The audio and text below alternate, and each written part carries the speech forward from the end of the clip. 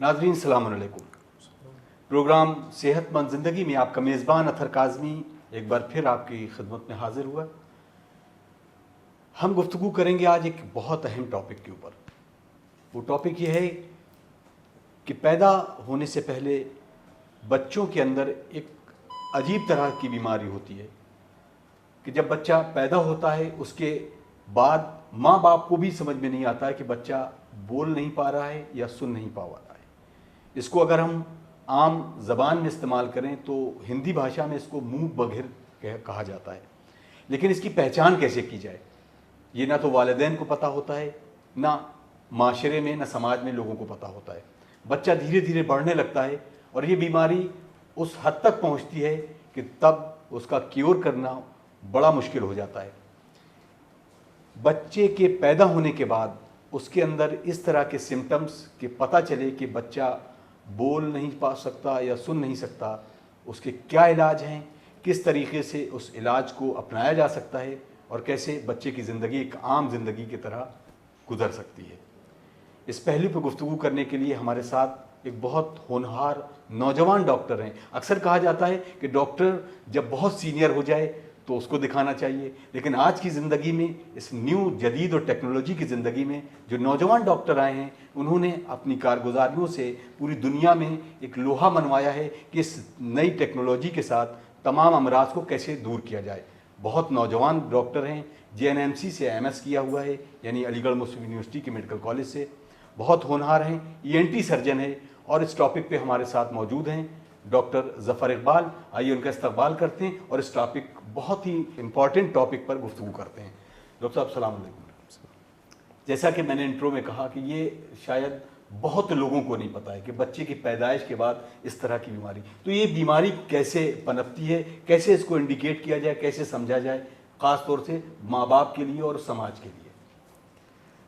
पहली चीज़ ये जो डेफ म्यूट मुख बधिर जो बच्चे होते हैं, ये इनके बारे में अवेयरनेस लोगों में बहुत कम है जी। क्योंकि जब तक माँ बाप को या एजुकेशनिस्ट जहाँ पे वो जो स्कूल जाते हैं प्ले ग्रुप वगैरह में, जब तक उनको रियलाइज़ होता है, पता चलता है कि ये बोलने में मतलब नाकाबिल हैं या सुनने में नाकाबिल हैं, तब तक काफ़ी देर हो जाती है जी। क्योंकि जो ब्रेन डेवलपमेंट है, ईयर डेवलपमेंट है, ईयर और ब्रेन के बीच में जो कनेक्शंस हैं वो न्यूरल प्लास्टिसिटी कहलाती है। वो चीज़ 2 साल तक मानी जाती है। साइंटिस्ट लोगों ने मतलब इस बात पे बहुत शोध किया है, रिसर्च किया है कि 2 साल तक उसमें न्यूरल प्लास्टिसिटी रहती है, जो चेंजेस आ सकते हैं डेवलपमेंटल। उसके बाद फिर उसमें एक जो प्लास्टिसिटी है कम हो जाती है, जिसकी वजह से जो चेंजेस आने चाहिए वो नहीं आ पाते।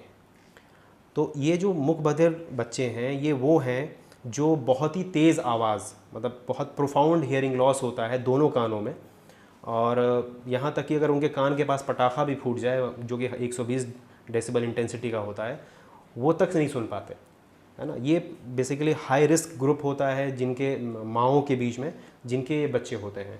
जैसे कि अगर प्रीनेटल देखा जाए तो जो हिंदुस्तान में बहुत ही आम है, वो एक चीज़ है कि एज, ज़्यादा एज हो अगर मदर की, है ना, या फिर अनकंट्रोल्ड ब्रोंकियल अस्थमा हो, है ना, जिसमें प्री टर्म लेबर में जाने के चांसेस हैं।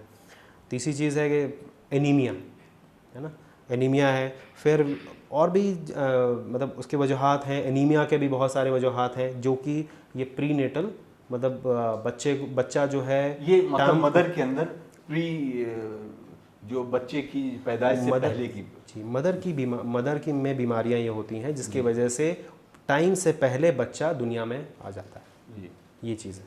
उसके अलावा और भी चीज़ें हैं, है ना, जैसे कि जब पैदाइशी के टाइम पे फोर्सेप्स डिलीवरी होती है, तो फोर्सेप्स डिलीवरी के टाइम पे वो कानों के आसपास चोट लग जाना, जिससे पर्दा फट जाता है और खून आ जाता है कान से, वो चीज़ें जो हैं वो बाद में पता लगती हैं, उस टाइम पे तो नहीं पता चल पाता।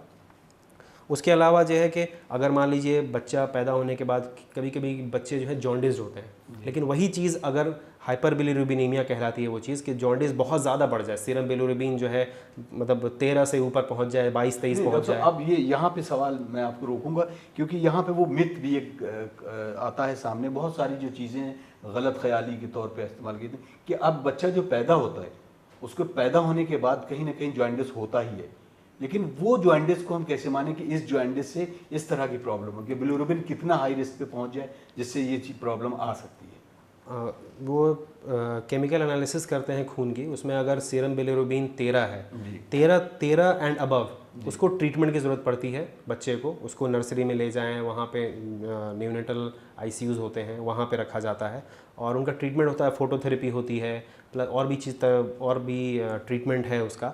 लेकिन क्या है कि अगर वो चीज़ कंट्रोल नहीं की गई तो वो फिर ब्रेन में पहुँचती है, उसको कहते हैं कर्निक्टेरस, फिर वो हो जाती है। तब ये चीज़ डेवलप होने के चांसेस हैं कि बच्चे के कान पे असर आते हैं, उसके दिमाग और असर कान पे, जिससे वो सुन नहीं पाता। और बज़ाहिर जो चीज़ वो सुनेगा नहीं, बच्चा सुनेगा नहीं तो वो बोलेगा नहीं, फिर दो डिसेबिलिटी एक साथ पैदा हो जाती हैं, वो सुनता नहीं है और फिर बोलता नहीं। अब बचपने में जब बच्चा जैसे घुटनियों चलने लगता है तो माँ बाप तो कैसे पता करें कि इसके अंदर ये डिसेबिलिटी है? तो माँ बाप को इसी बात के लिए तो ये अवेयरनेस, मतलब अवेयर किया जा रहा है। ऐसा एग्जाम सेल्फ एग्जामिन है कि वो सेल्फ एग्जामिन करें, बच्चे को खुद देखें कि बच्चा के सुन रहा है, मेरी बात की तरफ आ रहा है, तो वो कैसे पता करें इस चीज़ को? जैसे कि हर घर में टीवी होता है, तो ये देखना होगा कि बच्चा जो है वो टीवी के तरफ मुतवज्जा हो रहा है कि नहीं हो रहा है। अगर टीवी में कोई एकदम से अचानक कोई ऐड आता है जिसमें शोर होता है, तेज़ आवाज़ की तरफ बच्चा जो है मतलब ये कि अट्रैक्ट होता है या नहीं होता है।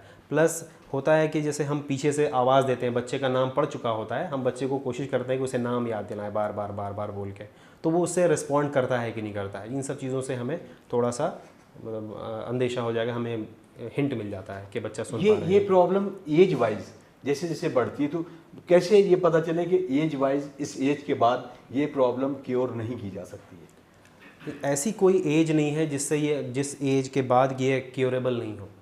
बेसिकली इसमें बहुत छोटी सी चीज़ है, गवर्नमेंट के तरफ से भी एक एक्ट है पर्सन्स विद डिसेबिलिटी एक्ट, जो कि 1995 में पास हुई थी पार्लियामेंट से। उसमें बहुत सारे प्रोविज़न्स हैं जो इंडिपेंडेंट स्टेट्स को दी गई हैं, जिसमें कि अगर बच्चा 2 साल से पहले अगर डिटेक्ट हो जाता है तो गवर्नमेंट ऑफ इंडिया स्टेट के थ्रू वो फंड करेगी उस कॉकलियर इम्प्लांट को, जो एक इम्प्लांट आता है जो कि सीधा कॉकलिया में ही अंदर चला जाता है। कॉकलियर इम्प्लांट ये कैसे इस्तेमाल किया जाता है, कैसे इसको डॉक्टर यूज़ करते हैं? पहले तो हमें डिटेक्ट करना है उस बच्चे को कि वो प्रोफाउंड हियरिंग लॉस हो चुका है उसमें। अब उसमें और कोई चीज़ नहीं बची है, लेकिन वो दिमाग से तंदुरुस्त है ना। वो और भी टेस्ट होते हैं जिसको पहले उनको स्क्रीन करके हमें कैटेगराइज करना होता है। उसके बाद फिर वो हमें देखना होता है कि वो कॉकलियर इम्प्लांट के लिए फ़िट है कि नहीं। फिर कॉकलियर इम्प्लांट ऐसी चीज़ है, कह लिए आज के ज़माने में ये मुआज़ज़ा है, क्योंकि वो मशीन बहुत छोटी सी मशीन होती है, जो जैसे नॉर्मल कान की सर्जरी होती है वैसे ही सर्जरी करके पीछे से, और वो यहाँ पे हड्डी में ही वो ड्रिल करके फिक्स कर दिया जाता है। और उसका जो इलेक्ट्रोड है वो कॉकलिया में चला जाता है, जो सुनने की मशीन है जो पैदाइशी मिलती है हमें, वही ख़राब हो जाती है। तो उसमें इलेक्ट्रोड चला जाता है, फिर वो इलेक्ट्रिकल सिग्नल स्टिमुलेट करता है, जो कि बाहर के एनवायरमेंटल साउंड पिक करके बनाता है, वो दिमाग तक पहुंचता है। तो फिर बच्चा धीरे धीरे उस कॉकलियर इम्प्लांट का आदी हो जाता है। ये 2 साल से पहले के रिजल्ट्स बिल्कुल नॉर्मल की तरह आएंगे, जैसे कि नॉर्मल ह्यूमन डेवलपमेंट होता है। और 2 साल के बाद जो है थोड़ा न्यूरल प्लास्टिसिटी की में जब लचीलापन कम हो जाता है तो ब्रेन और जो कान का जो कोऑर्डिनेशन है प्लस ब्रेन जो है अब स्टिफ होने लगता है, उसमें चेंजेस आना कम हो जाती हैं। लेकिन वैसे इसके लिए कोई एज सीमा नहीं है कि किस एज पे नहीं कर सकते। 2 साल से पहले कभी भी, यहाँ तक कि अगर 6 महीने का बच्चा डिटेक्ट हो गया है तो 6 महीने के बच्चे से लेके 70 साल के बूढ़े तक में ये कॉकलियर इम्प्लांट किया जा सकता है। डॉक्टर साहब, क्या ये इम्प्लांट रिमूवेबल था, यानी इसको निकाला जा सकता है बाद में? जी निकाला जा सकता है, और केसेस होते हैं इम्प्लांट फेलियर के। अदरवाइज ये लाइफ लॉन्ग इसकी वारंटी होती है। नहीं, अगर सक्सेसफुल की बात करें, क्या ये अगर बच्चा सुनने लगा है तो क्या ये इम्प्लांट निकाल के फिर उसको नॉर्मल जिंदगी पे आ सकता है? ये बच्चा सुन इसी की वजह से रहा है, कॉकलियर इम्प्लांट की वजह से ही सुनता है। जी। तो अगर इसके बाद कोई और कॉम्प्लिकेशन, जैसे सर्जरी के बाद किसी तरह के न्यूरो इफेक्ट या कुछ और बॉडी में इस तरह के कोई साइड इफेक्ट हुए इससे इम्प्लांट के नहीं, बाद? कुछ नहीं। कॉकलियर इम्प्लांट अब तो MRI सेफ बन रहा है जी। कि आप अगर उस इम्प्लांट के साथ, नॉर्मली होता है कि बहुत सारे इम्प्लांट होते हैं जो मेटालिक होते हैं, जो MRI सेफ नहीं होते हैं, MRI नहीं करा सकते आप। तो अब वो किसी वजह से, अगर आप मान लीजिए न्यूरल कोई मतलब MRI कराने की ज़रूरत पड़ी तो आप नहीं करा सकते, लेकिन अब MRI सेफ है तो कॉकलियर इम्प्लांट के साथ भी MRI करा सकते हैं। और इसके कोई भी कॉम्प्लिकेशन नॉर्मल ईयर सर्जरी जो यूजुअली पर्दे का प्रत्यारोपण होता है या फिर और भी जो कान की सर्जरीज होती हैं, उससे ज़्यादा कोई कॉम्प्लिकेशन नहीं है, इक्विवेलेंट है कॉम्प्लिकेशन। हाई रिस्क बच्चे इसमें कौन कौन से हैं किसमें? वही जैसे मैंने बताया कि अगर माँ की एज ज़्यादा हो at the time of pregnancy, उनको कोई क्रोनिक डिजीज़ हो, अनकंट्रोल्ड डायबिटीज़ है, अनकंट्रोल्ड ब्रोंकियल एस्थमा है, एनीमिया है, ये सब चीज़ें जो हैं ज़्यादातर। क्या मदर को न्यूट्रिशस, यानी जो खान पान में आजकल बहुत वो किया जाता है, देखा जाता है कि बहुत सारे न्यूट्रिशस, अंडर न्यूट्रिशस मदर हैं और वो प्रेग्नेंट हैं, उसका इफेक्ट भी बच्चे की इस प्रॉब्लम पे पड़ता है? जी बिल्कुल पड़ सकता है। तो बेसिकली आयरन और फोलिक एसिड डेफिशिएंसी की वजह से जो एनीमिया होते हैं, उनमें ये चीज़ हो सकती है। बेसिकली सारी चीज़ जो है वो प्री टर्म लेबर में जाना, जिसकी वजह से बच्चा पूरी तरह अभी डेवलप नहीं हुआ है माँ के पेट में, लेकिन पैदा हो गया। हमारे नाज़रीन ये जानना चाहेंगे, जैसे वो आपने सेल्फ एग्जामिन के बारे में बताया, क्या कुछ ऐसी टेक्नोलॉजी भी है कि जिसके ज़रिए स्क्रीनिंग करते हैं? वो स्क्रीनिंग कैसे करते हैं आप? स्क्रीनिंग बहुत ही आसान। अब hand held auto acoustic emission machines आई हैं, जो कि बिल्कुल एक टेलीफोन, पहले के टेलीफोन की तरह होती हैं। वो कुछ नहीं, बच्चे के कान में लगा के और वो एक बटन दबाइए और विदिन 20 सेकेंड्स वो बता देता है कि वो कॉकलिया उस तरफ का फंक्शनिंग है या नहीं। तो एक बार 20 सेकंड इधर, 20 सेकंड इधर, 40 सेकंड में स्क्रीन हो जाता बच्चा। पता चल जाता है कि ये प्रॉब्लम है। जी, हैंड हेल्ड मशीन होती है। वेरी गुड, डॉक्टर साहब ने बड़ी तफसील तरीके से उसको बताया। अब हम दूसरे टॉपिक की तरफ बढ़ते हैं।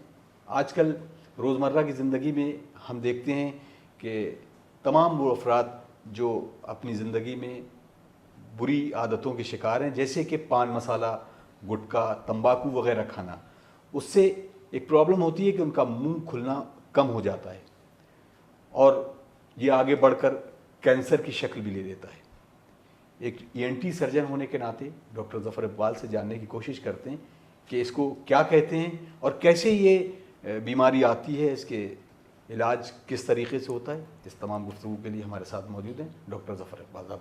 डॉक्टर साहब, ये प्रॉब्लम अक्सर करके देखा गया कि लोग पान मसाला, खैनी और सुपारी और ये सब खाते हैं तो मुंह का खुलना कम हो जाता है। इस बीमारी को क्या कहते हैं?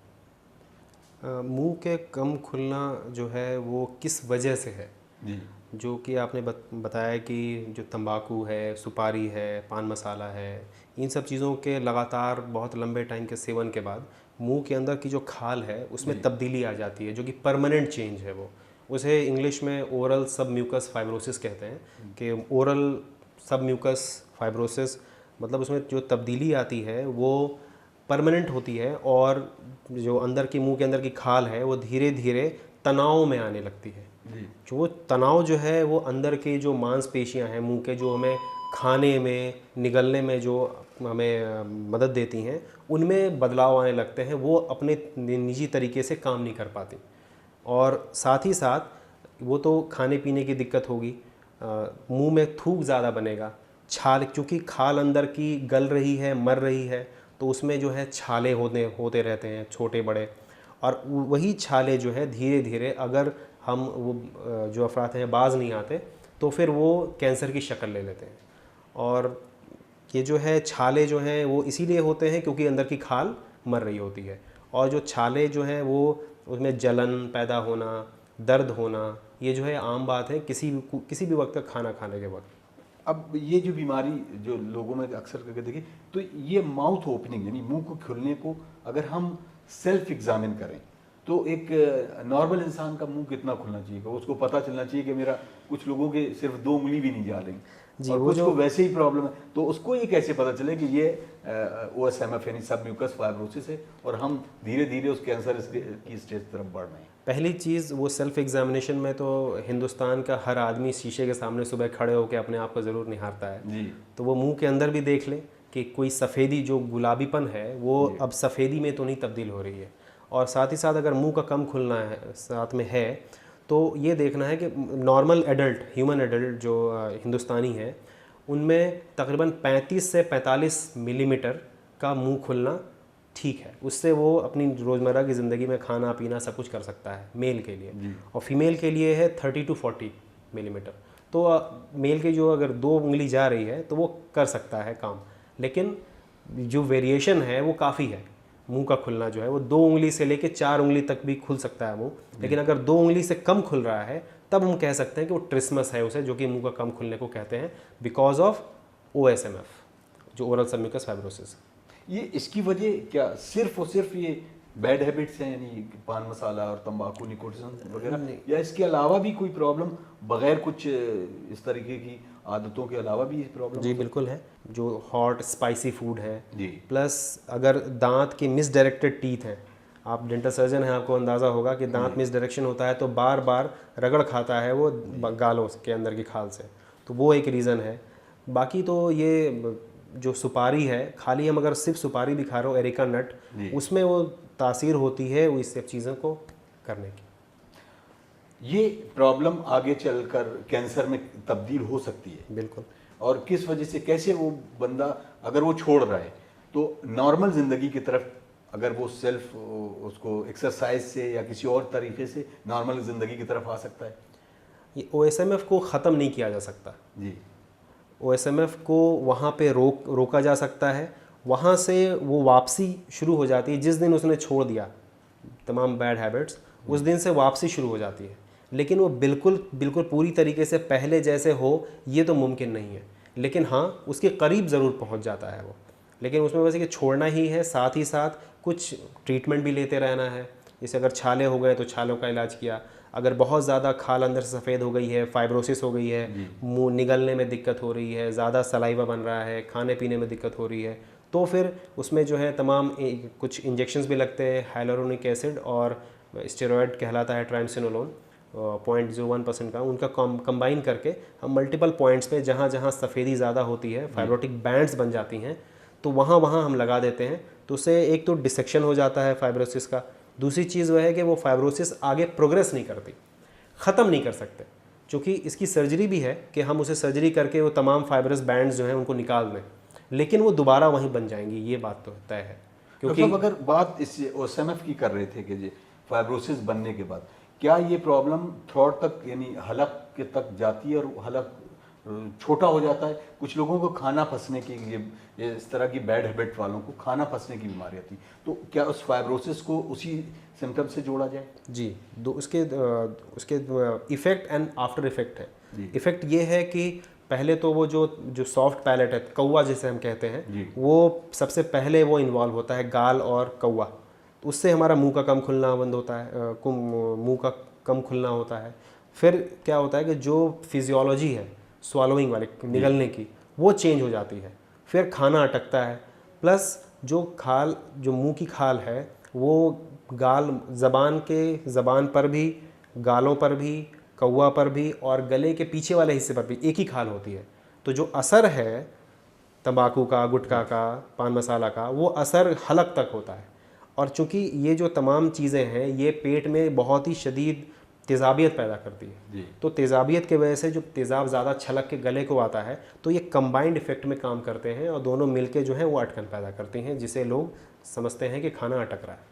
मुंह के कम खुलने की मेडिसिन के अलावा क्या सर्जरी इफेक्टेबल है? इस पे अगर सर्जरी कराई जाए, इसकी सर्जरी को अगर फिजियोथेरेपी से कंबाइन करी जाए, जैसे कि मुंह को हम रोज़ाना बेसिस पे थोड़ा थोड़ा उसको, एक कैलिपर्स आते हैं, और कुछ नहीं तो सबसे आसान तरीका ये है कि हम जिस लकड़ी के चम्मच से चाट खाते हैं उसकी गठरी बना लें, उसकी गठरी में जितनी जा सके जाए, उसके बाद हम अलग से रोज़ाना के हिसाब से 2 चम्मच उसकी गठरी में रबर की से बंधी हो तो उसमें 2 चम्मच हम बढ़ाएं रोज़ाना, तो वो धीरे धीरे जो है फिजियोथेरेपी से मुंह का खुलना आसान हो जाता है। डॉक्टर साहब, अब ये सर्जरी की बात हो गई, तो कौन सी ऐसी चीज़ें हैं एक मैसेज की शक्ल में कि जो उन तमाम नाजरीन और उन तमाम लोगों के लिए हो जाएं जो कि इस मरज़ से दूर हो जाएं, वो रोक सकें और उनकी ज़िंदगी बिल्कुल नॉर्मल हो जाए?